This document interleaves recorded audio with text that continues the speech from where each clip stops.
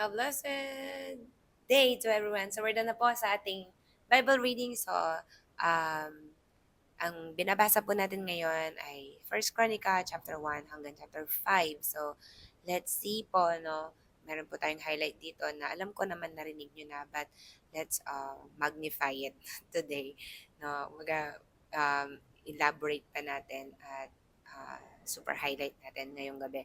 No, so sa chapter 4, First Chronicle chapter 4 verse 9, si Jabez ay higit na marangal kaysa mga kapatid niya. Jabez ang pinangalan sa kanya sapagkat sabi ng kanyang ina, masyado ako nahirapan nang ipanganak ko siya. Ngunit nanalangin si Jabez sa Diyos ng Israel at sinabi, pagpalain po niyo ako, palawakan niyo ang aking lupain, samahan po niyo ako at ingatan sa anumang kasawiang makakasakit sa akin at ipinagkaloob ng Diyos ang kanyang kahilingan. So, dito po si Jabez ay higit na marangal kaysa sa kanyang mga kapatid o kaysa mga kapatid niya. So, tinignan ko po, ano po ba yung marangal? Karangalan.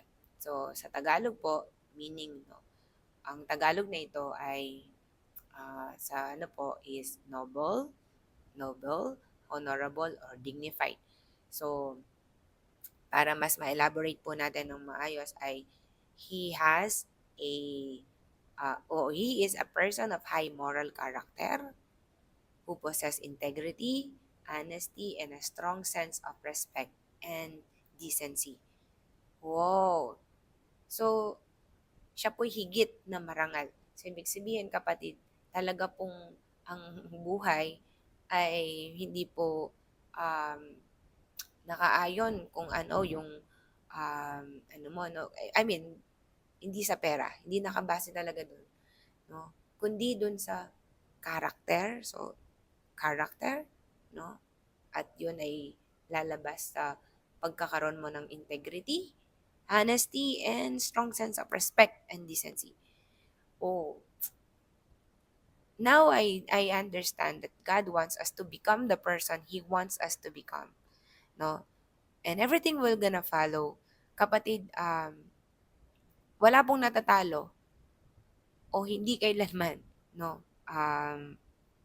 Tawag dito, malalamangan yung taong hinahayaan ng Diyos na i-mold siya because that God wants us to be, no? Gusto na nga ng Diyos na tayo maging ah, ganap, no? Doon sa kanyang disenyo na ginawa sa atin. So, our prayer will be heard. Amen po ba? The Lord will surely be with us and the Lord will surely enlarge our territory. So kapatid, again po, no? Only the Lord can change us. Only the Lord can redeem us. Only the Lord can forgive us. That's why kapatid ngayon po, dalangin po natin, no? Let's pray for this prayer na maging marangal po tayo, no?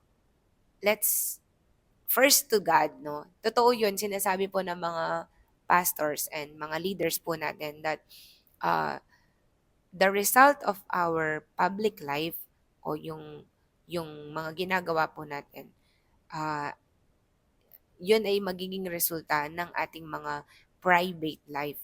Number one, kay Lord, and of course, yung mga character at nagiging sino tayo. At yun po, magkakaroon ng result outside, no? To other people and everything. So, let's have this kind of heart. Amen po ba? Like Jabez, no, panalangin po natin na tayo po ay maging gaya niya. So, kapatid, hinighlight po dito yung kanyang character before yung prayer. Amen? And sabi po ng Lord, ang panalangin ng matuwid ay kanyang dinidinig. So let's continue to desire to become the person God wants us to be. That's my highlight for today, and God bless everyone. Let's continue to meditate and read the Word of God. God bless po.